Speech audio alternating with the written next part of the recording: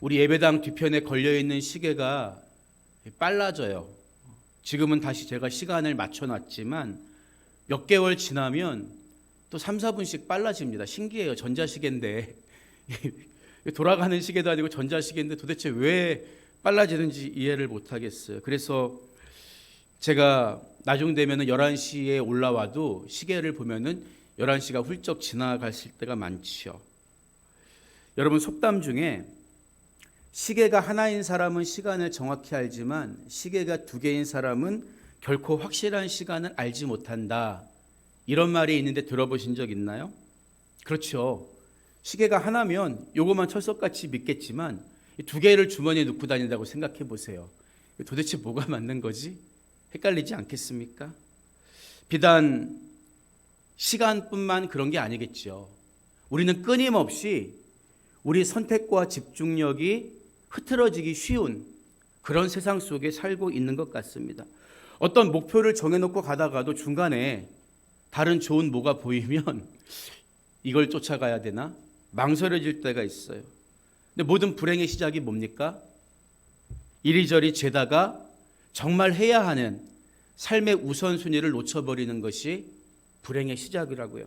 그래서 미국의 유명한 영성가 에이든 토저 목사님은 하나님을 만나는 것, 하나님을 사랑하는 것을 삶의 최우선으로 생각해라, 이런 말씀을 하기도 했어요. 그러니까 우선순위가 바뀌지 않는 삶, 내가 어떤 일을 하든지 하나님을 가장 사랑하고 제일 먼저 하나님을 위해 열심을 내는 삶을 사는 것이 흐트러지지 않는 삶의 비결이라는 거죠. 여러분의 인생의 호주머니에는 혹시 몇 개의 시계가 들어있습니까? 만약 하나님의 시간표 외에 다른 세상의 시계가 들어있다면 우리 인생은 마치 갈짓자를 걸어가는 것처럼 흔들리기 쉬운 거예요. 오직 하나의 시계, 하나의 시간에 주목해야 합니다. 언제나 하나님을 향한 사랑이 마치 이 끓어오르는 용암처럼 치솟는 열정을 가지고 행복을 누리는 여러분의 새해가 되기를 주님의 이름으로 축복합니다. 오늘 우리가 읽은 학개서는 구약의 12권 소선지서 중에 10번째 책이에요. 시간적 순서로는 바벨론 포로기 이후에 기록된 세 권의 책, 학개서, 스가랴서, 말라기서 중에 첫 번째 책이죠. 그런데 학개가 예언을 시작하기 약 17년 전, 그러니까 기원전 537년에 바사왕 고레스가 포로귀환 조서를 내려줘서 오늘 본문의 첫 절에 나오는 스룹바벨과 여호수아가 5만 명을 이끌고 예루살렘으로 1차로 돌아옵니다. 그래서 예루살렘 성전 재건을 시작하지만 잘 안 됐다는 거죠. 따라서 오늘 우리가 읽은 학개서의 중심 내용은 성전 건축의 재개를 촉구하고 격려하기 위한 4개의 단편적인 말씀으로 구성되어 있고, 오늘 우리가 읽은 1장 말씀은 그중에 첫 번째 예언의 서론 부분으로 성전 공사를 다시 시작해라, 17년 동안 중단된 성전 공사를 얼른 속개해라, 이 하나님의 명령을 담고 있는 내용입니다. 그러니까 돌아온 포로지에서 니네 땅으로 돌아가도 좋다, 이 허락을 받고 돌아온 유다 백성들이 성전의 기초만 닦아놓고 17년 동안 아무것도 하지 않고 방치해두고 있었던 거예요. 그들이 성전 건축을 중단했던 이유가 무엇 때문이었을까요? 외형적으로는 이유가 있습니다. 당시 주변에 살던 지도자들이 방해를 했죠. 성전을 세우면 구심점이 생길 거고, 그러면 혹시 지금 포로지에서 돌아왔지만 저 유다 백성이 또 이 땅에서 주인 행세할 거 아니야? 은근한 경쟁심과 질투심이 들었죠. 그래서 예루살렘과 지척에 있는 사마리아의 집권자들이 위협을 계속 가한 거예요. 산발라 도비아 같은 사람들, 그리고 세계를 제패한 바사 제국에 대한 두려움, 우리가 성전을 세우는 것이 혹시 밉보이지 않을까, 이런 마음들이 성전의 이 기초만 닦아놓고 17년 동안 쌓아 올리지 못하게 만든 방해물이 됐던 거예요. 또 일부 사람들은 에이, 성전 그 건축 시기가 아직 아닌 것 같아. 좀 더 있어 보자. 이런저런 이유로 성전 재건을 중단했던 거예요. 여러분, 하지만 왜 하나님께서 학계 선지자를 통해서 그들을 책망하고 계실까요? 하나님은 우리 중심을 보신다고 했잖아요. 이런 외적인 이유 때문이 아니라 그들이 성전을 재건하는 일을 차일피일 미루게 된 이유는 삶의 우선순위가 하나님을 향해 있지 않았기 때문입니다. 적어도 그들이 처음 예루살렘으로 돌아올 때는 이제 우리가 무너진 성전을 재건하고 우리 삶을 하나님 앞에 바로 세워야겠다. 이런 거룩한 열망들이 있었을 거예요. 하지만 오랜만에 돌아온 예루살렘은 그들의 기대와는 너무 달랐죠. 잿더미 위에 황폐해진 땅이었습니다. 폐허로 변한 도시일 뿐이었어요. 그래서 그들은 성전을 짓는 대신 그래도 우리가 사는 게 먼저다. 자기들이 살 집을 먼저 짓기 시작했고 거기에 점점 몰두하게 되면서 무너진 성전을 재건하는 일에는 무관심해진 거죠.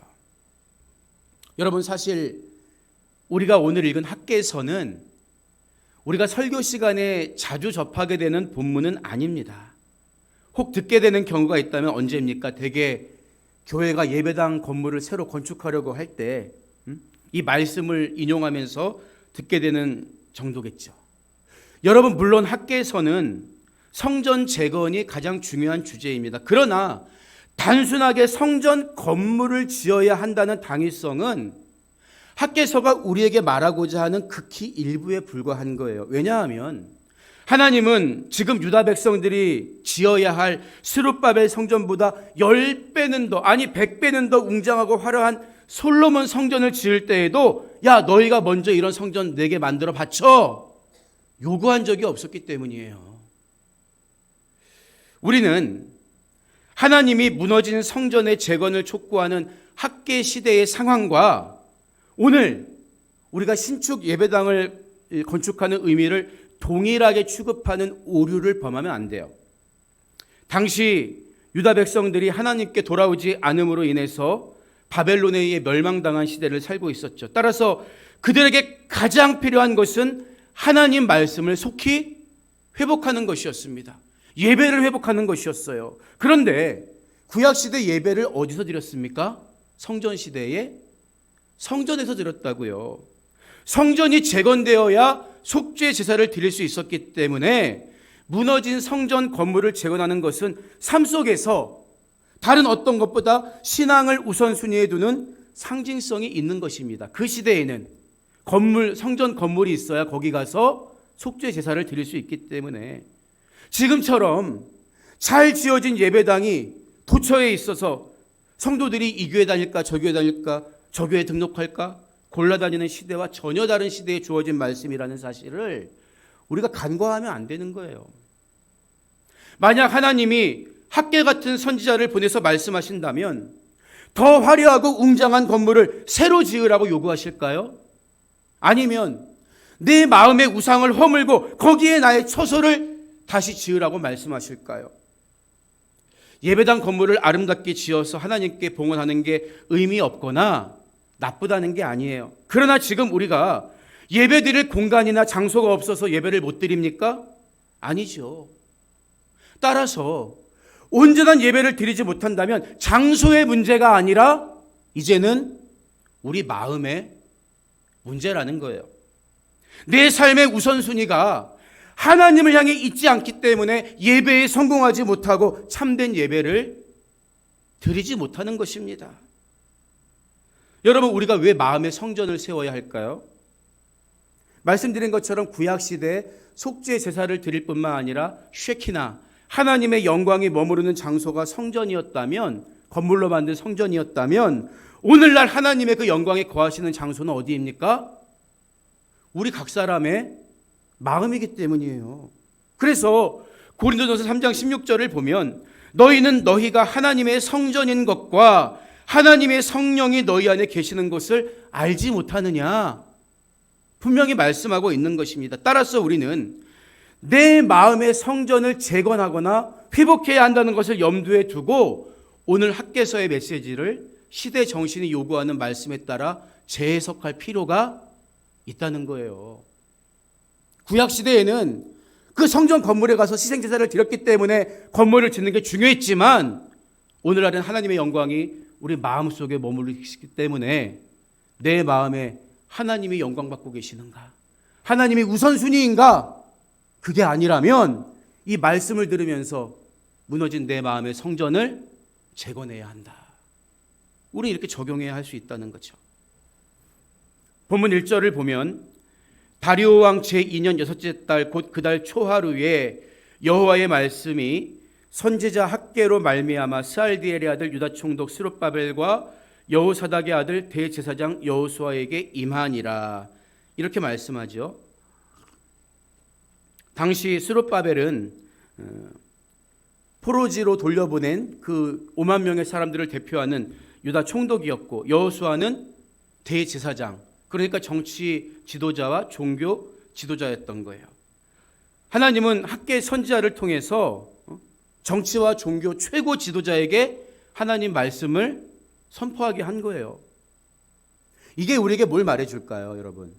요즘은요, 사회가 양극화가 되다 보니까 아예 강단에서 정치적인 이야기를 안 하는 게 대세가 됐습니다. 여러분, 하지만 목사는 제사장의 직무만 있는 게 아니라 선지자의 직무도 있는 거예요. 하나님의 뜻을 선포하는 것입니다. 특정한 정치적 성향을 가진 목사가 자기 뜻을 마치 하나님의 뜻인 것처럼 강요하면 안 되겠지만 여러분 성경을 보세요. 엘리야, 예레미야 정치적인 이야기를 안 했나요? 아닙니다. 이 시대를 향한 하나님의 뜻이 어디를 향해 있는가를 추상같이 말했던 거예요. 어디에도 얽매이지 않고. 누가 목사의 입을 묶어둡니까? 하나님의 뜻이라면 정당을 떠나서 사람을 떠나서 누가 하는 말이 옳고 틀리다는 것을 담대하고 당당하게 말해줄 수가 있어야 하는 것입니다. 왜입니까? 세상의 지도자들이 어떤 사람이기 때문에 성경의 숲에서 보면 세상을 경영하기 위해 하나님이 들어서 쓰는 도구이기 때문에 하나님의 도구이기 때문에 그들의 행위가 하나님 뜻에 합당한지 반대되는지 목사가 강단에서 말할 수 있어야 되는 거예요. 여러분은 들을 때 내 정치적 성향과 다르다고 해서 에이 목사님 저런 애가 아니라 하나님 말씀에 비추어 보면 이 사안은 저들의 말이 맞고 저 사안은 저들의 말이 맞구나. 이 수용할 수 있는 자세를 갖고 있어야 되는 거예요. 너무나 안타까운 게 망령이 한국교회 안에 휩쓸고 있어서 정치적인 얘기를 아예 못하게 입을 닫게 하고 있습니다. 그렇지 않습니다. 성경에 있는 예언자들 중에 그 누가 정치적인 이슈를 안 다룬 사람이 누가 있어요. 다만 얽매이지 않고 사람의 뜻과 생각이 아니라 하나님 말씀에 비추어서 이것이 이 시대에는 옳은 거야 분별해 줄 수 있어야죠. 그런데 하나님의 백성들이 뭐라고 얘기하고 있었습니까? 아직 성전 건축할 때가 아니라고 하면서 자신들의 삶은 부유하게 하기 위해 애쓰겠다고 하나님은 스룹바벨과 여호수아에게 책망하시잖아요. 4절과 5절을 보세요. 이 성전이 황폐하였거늘 너희가 이때에 판벽한 집에 거주하는 것이 옳으냐? 그러므로 이제 만군의 여호와가 이같이 말하노니 너희는 너희의 행위를 살필지니라. 이렇게 말씀하세요. 성전은 지금 다 쓰러지고 황폐해져 있는데 너희들은 판벽한 집에 살고 있다는 거죠. 여러분, 판벽한 집이란 뜻이 뭘까요? 뭐 황금으로 덧칠한 집일까요? 그렇지 않아요. 판벽한 집은 말 그대로 풀면 벽과 지붕이 있는 집입니다. 벽과 지붕이 있는 집이 판벽한 집이에요. 의미만 따져보면 이게 무슨 뭐 대단한 집이야? 판잣집도 지붕하고 벽은 있을 수 있잖아요. 그렇죠? 왜 이런 말씀을 하나님이 하시는 걸까요? 여러분, 참된 신앙은 나는 판잣집에 사는데 저 사람은 벽돌집에 살아. 나는 벽돌집에 사는데 저 사람은 금으로 만든 집에 살아. 다른 사람과 비교하는 게 아니에요. 나는 벽과 지붕이 있는 집이 있는데 하나님은 황폐한 집에 살아. 비교 대상이 나보다 많이 가진 사람을 보는 게 아니라 하나님 앞에 내 삶이 너무 부끄럽네. 하나님은 이렇게 있는데 나는 이러네. 이게 다윗의 마음이에요, 여러분. 신앙이 좋은 분들은, 신앙이 성장해 가는 분들은 야, 나는 판잣집에 사는데 저 사람은, 저 집사님은 나보다 헌금 생활도 못하고 신앙 생활도 못하는데 벽돌집. 이게 아닙니다. 나는 먹을 거 잘 먹고 살고 있는데 하나님의 집은 지금 쓰러져 있네? 보는 눈이 다른 거예요.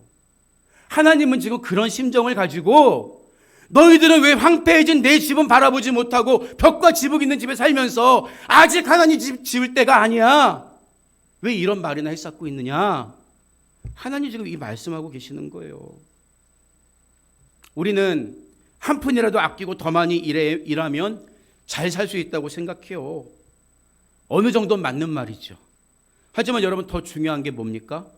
어려움들이 나를 피해가야 되는 거예요. 기껏 돈 모아놨는데 병원비로 다 써요. 열심히 저축했는데 사기를 당해가지고 한순간에 날려버리는 사람이 얼마나 많습니까? 사고가 피해가야 되는 거예요. 그러니까 하나님 뭐라고 말씀하십니까? 6절을 보면 너희가 많이 뿌릴지라도 수확이 적으며 먹을지라도 배부르지 못하며 마실지라도 흡족하지 못하며 입어도 따뜻하지 못하며 일꾼이 삭슬 받아도 그것을 구멍 뚫어진 전대에 넣음이 되느니라. 아니, 버는데 왜 자꾸 다 빠져나가지?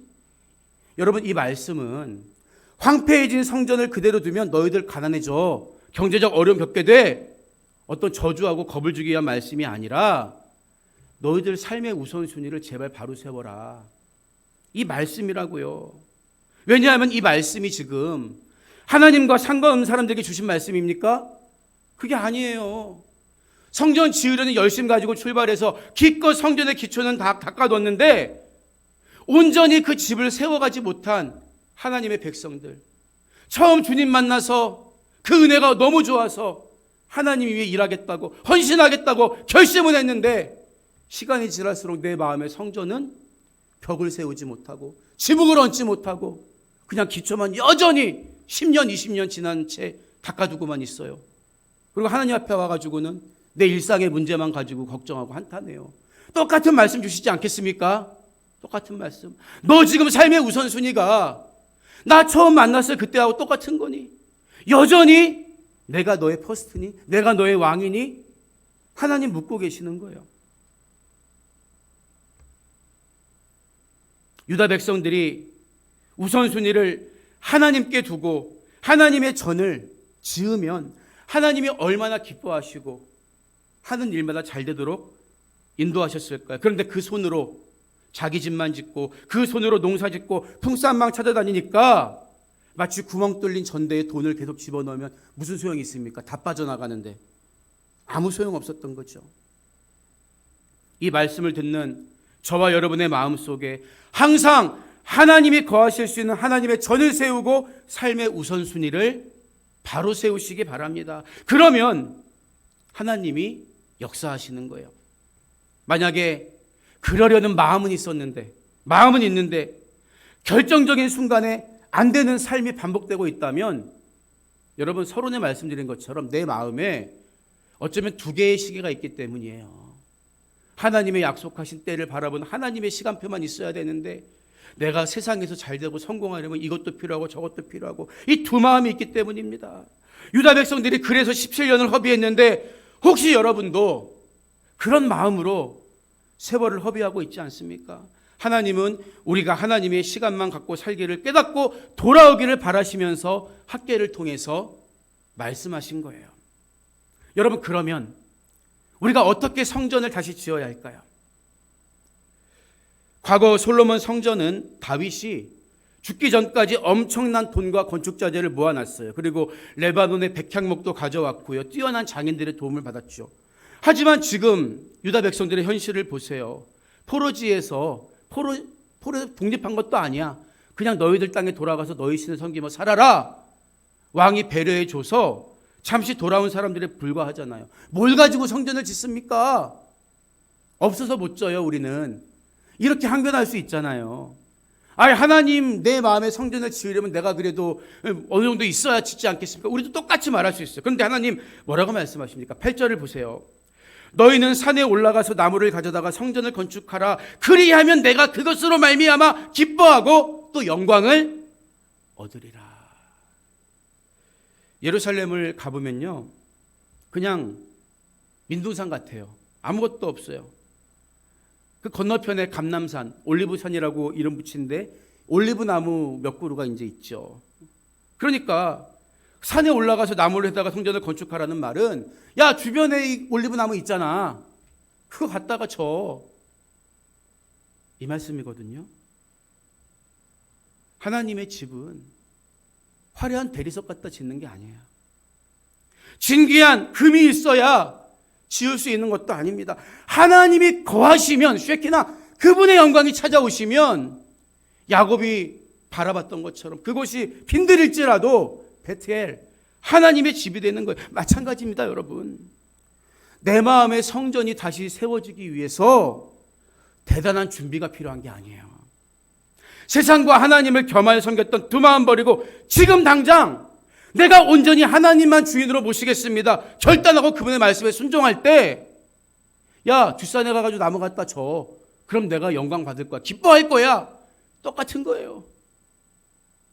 대단하고 거창한 결심 필요 없어. 하나님 다시 시작할게요.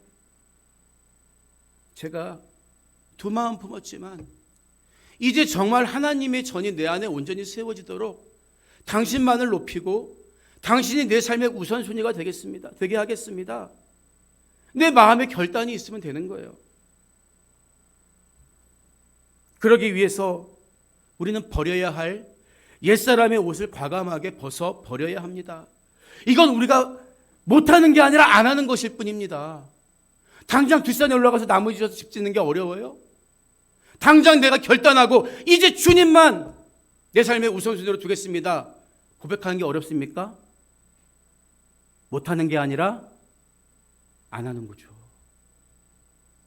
지식이 없이 무식하고 건강하지 못해도 아름다운 청춘의 시절이 아니어도 하나님 말씀에 순종하는 믿음으로 내 마음속에 하나님이 온전히 거하실 수 있는 자리를 내어드린다면 그곳이 하나님이 성전이 되는 거예요.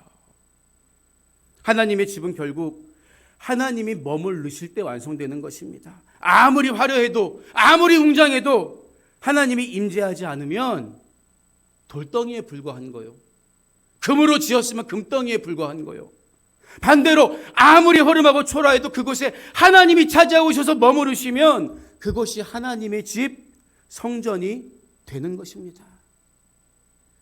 예수님이 마태복음 5장에서 심령이 가난한 자는 복이 있나니 천국이 그들의 것이며 이 말씀을 하세요.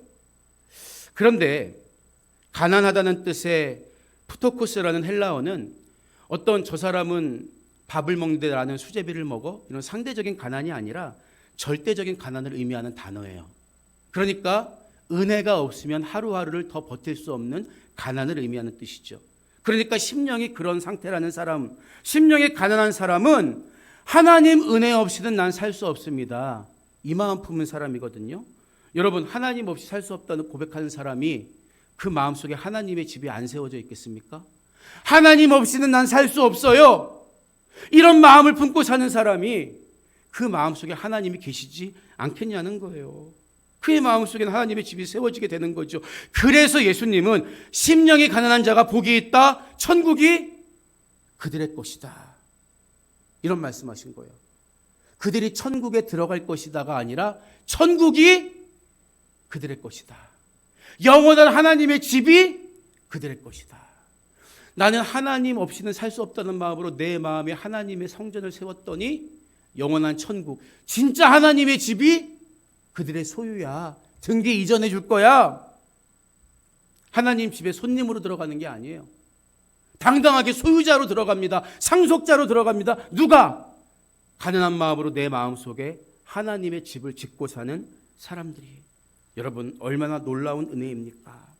이처럼 하나님은 삶의 우선순위가 하나님을 향해 있고 마음의 성전 세운 사람들을 기억하고 복을 주실 뿐만 아니라 그가 드리는 예배도 기쁘게 받으시는 거예요. 하나님 마음의 성전을 재건함으로써 이런 복을 누리는 여러분 모두가 되시기를 주님의 이름으로 축복합니다. 오늘 말씀을 마무리합니다.